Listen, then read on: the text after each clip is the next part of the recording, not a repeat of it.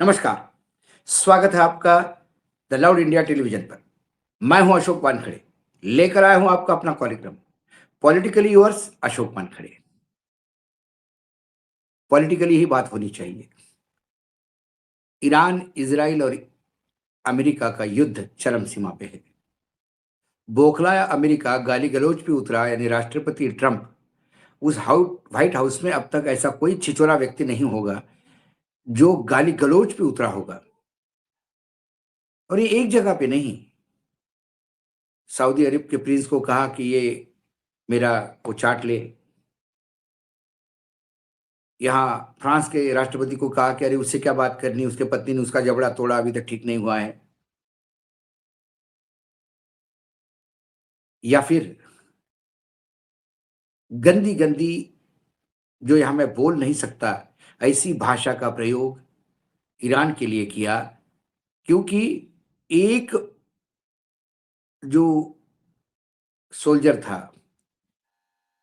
जो एक विमान गिराया फाइटर जेट, पायलट तो बच गया, लेकिन ईरान की भूमि पर उसके साथ जो मशीन ऑपरेटर थे, जो वेपन ऑपरेटर था, वो 36 घंटे बाद अमेरिका उठा के लाई उसको।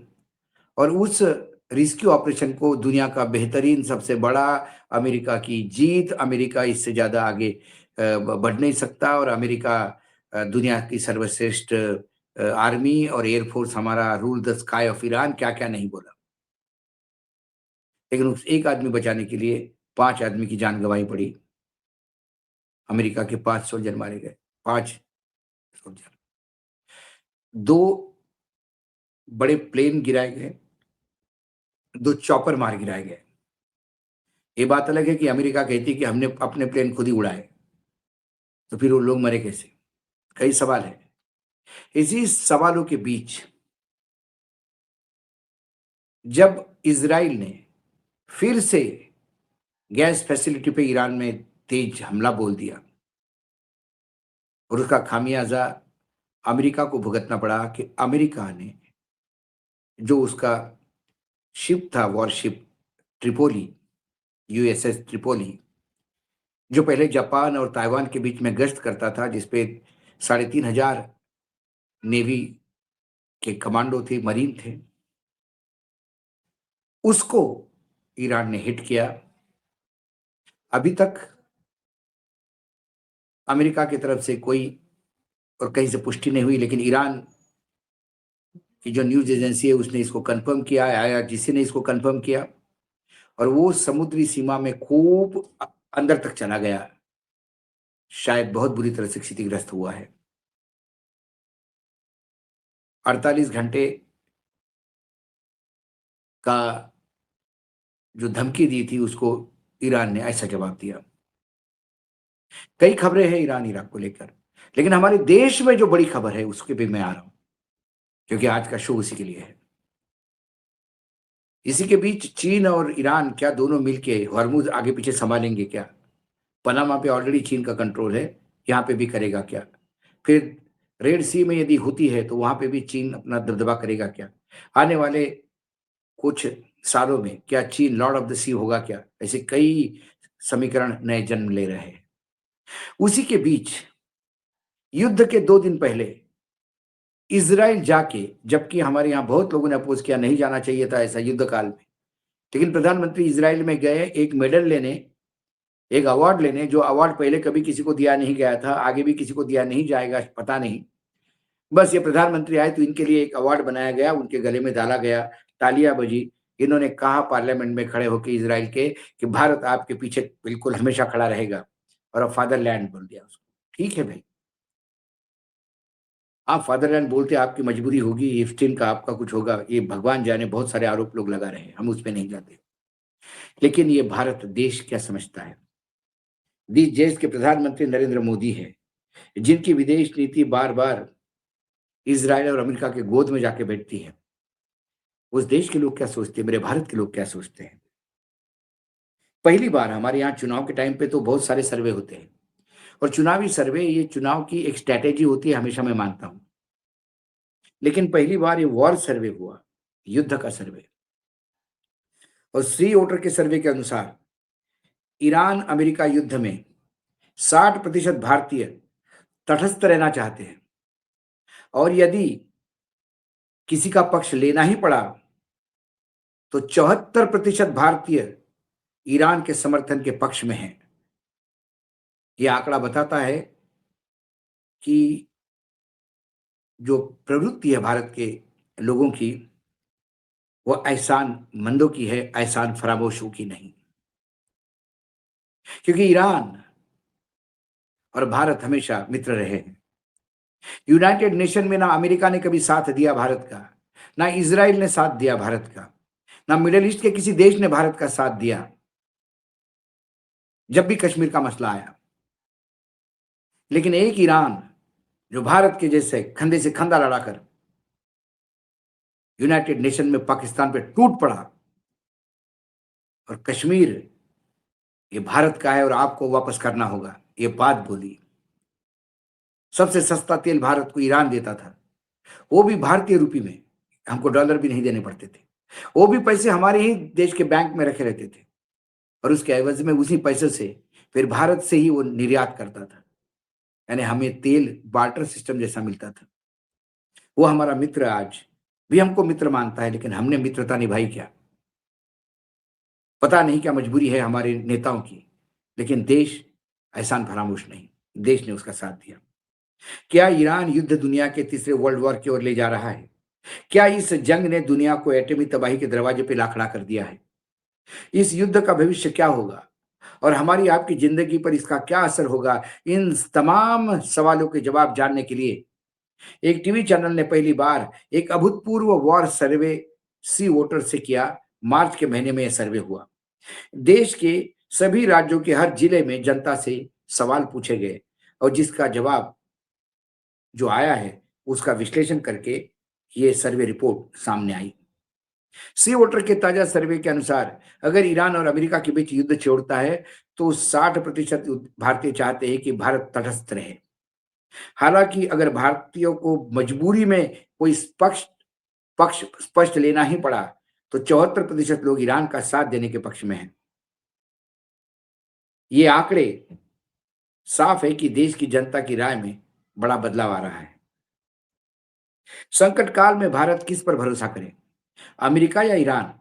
इस सवाल के जवाब में ज्यादातर लोगों ने ईरान पर भरोसा करने के पक्षधर है। सर्वे में शामिल 3 सप्ताह के लोगों की राय की है कि अमेरिका की तुलना में ईरान पर ज्यादा भरोसा करना चाहिए और हर सप्ताह में ईरान के प्रति लोगों का भरोसा बढ़ता जा रहा है। ये कुछ जो आंकड़े हैं सब सर्वे के, वो टेबल आप स्क्रीन पे देख सकते हैं। संकट काल में भारत किस पर भरोसा करे, ईरान या अमेरिका? इसमें second week, third week, fourth week ऐसे सर्वे के आंकड़े हैं। अमेरिका पे सेकंड वीक में 26% थे, तीसरे वीक में 26% थे, चौथे वीक में 15% आ गए। ईरान पे 27% पहले सेकंड वीक में थे, वो बढ़ के 38 आ गए और अब 58% है। ईरान अमेरिका युद्ध में भारत को तटस्थ रहना चाहिए। टेबल देखिए, हाँ 60%, नहीं 35%। अगर किसी एक देश के साथ देना मजबूरी हो तो भारत किसका साथ दे? America 26%, Iran 74%। भारत को किसी देश पर अधिक भरोसा करना चाहिए, अमेरिका 14%, रूस 70%। आज भी लोग रूस को अपना भरोसेमंद साथी मानते हैं और रूस ने हमेशा भरोसा बनाए रखा है। ये हमारे नेता है जो हर जगह गंदगी करके आए हैं। भारत के लिए बड़ा खतरा कौन सा देश है? चीन 44%, पाकिस्तान 34%। भारत में युद्ध का प्रभाव सबसे अधिक किस पर पड़ेगा? 47% लोग कह रहे हैं कि अर्थव्यवस्था पे पड़ेगा। विदेश नीति पे 16% बोल रहे हैं, राजनीति पे 13% बोल रहे हैं, क्योंकि हमारे यहाँ अंधभक्तों की फौज है। और राजनीति में भी क्या है, चुनाव यदि बैरोमीटर है राजनीति के, तो जनादेश नहीं तो ज्ञानादेश ही चलता है।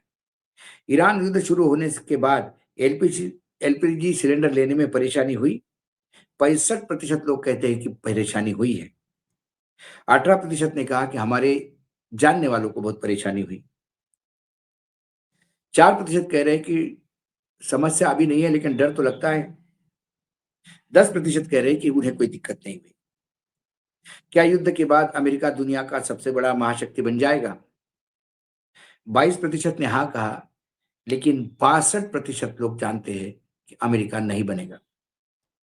क्या युद्ध ग्लोबल वर्ल्ड ऑर्डर में महत्वपूर्ण बदलाव लाएगा? 52% हाँ कहता है, 20% ना कहता है। क्या ईरान से तेल की कीमतें प्रभावित होगी? 82% हाँ कहती है, 9% ना कहती है। क्या रसोई का ईंधन महंगा होने से आप चिंतित हैं? 26% के लोग कहते हैं कि कोई चिंता नहीं। 11% कह रहे हैं कि थोड़ी चिंता है। 29% कहते हैं कि कुछ हद तक चिंता है। बहुत ज्यादा चिंतित 27% लोग हैं। क्या आपके पास रसोई में ईंधन का कोई वैकल्पिक स्रोत है? 36% ने हाँ कहा, 50% ने ना कहा। खाना बनाने में वैकल्पिक स्रोत नहीं है तो खरीदने की योजना बना रहे हैं। 35% ने हाँ कहा, 45% ने ना कहा। ईंधन की कमी होने या कीमतें अधिक बढ़ने से आप सबसे पहले क्या करेंगे? 66%, 66% लोगों ने कहा गोबर, चूल्हा, लकड़ी पे चलेंगे। 8% लोगों ने कहा कि गरम खाना खाना छोड़ देंगे। 16% लोगों ने कहा कि इंडक्शन या कुकिंग जो इलेक्ट्रिकल कुकर है वो ले लेंगे। ये आंकड़े इस बात को रेखांकित करते हैं कि पूरा देश क्या चाहता है। इस सर्वे ने कम से कम एक भारतीय होने के नाते फक्र से सर उठा किया। मेरे नेताओं की मजबूरी हो सकती है क्योंकि लोग कहते हैं कि ईस्टिन का कुछ तो गड़बड़ है। ईस्टिन की कुछ फाइल उसने मोसाद को भेजी क्योंकि मोसाद का लिए काम करता था वो। और वो मोसाद यानी इजराइल सरकार के पास कुछ ऐसे डॉक्यूमेंट है, फाइल्स है, फिल्म्स है, जिसके चलते बड़े बड़े देशों के नेता आगे पीछे नाच रहे हैं। ट्रंप साहब उसी का एक उदाहरण है। और देश ट्रंप के देश में भी ट्रंप पे बहुत आरोप लग रहे हैं। हमारे देश में अभी भी लोग सरकार की नीति जो है, जो अमेरिका के गोद में बैठ के इजराइल को पैम्पर करने की, इसके खिलाफ ही है। लेकिन फिर नेता हमारे सुनते कहाँ हैं? उन्हें पता है इस देश की जनता मूर्ख है। चुनाव के टाइम पे कुछ 2-4 टुकड़े फेंक दो, लॉलीपॉप फेंक दो, मतदान दे देंगे। और यदि मतदान ना भी दोगे, तो वर्तमान केंद्र में बैठे हुए लोगों को फ़र्क नहीं पड़ता क्योंकि वो जनादेश के नहीं, ज्ञानादेश के सत्ता में बैठे हैं। आज द इस शो में इतना ही। फिर आता हूँ कल किसी विषय के साथ। तब तक के लिए नमस्कार। देखते रहिएगा न्यूज़ लॉन्च पैच। आज इतना ही पॉलिटिकल यूर्स में। कल फिर आता हूँ किसी विषय के साथ। तब तक के लिए नमस्कार। देखते रहिएगा लाउड इंडिया टेलीविजन।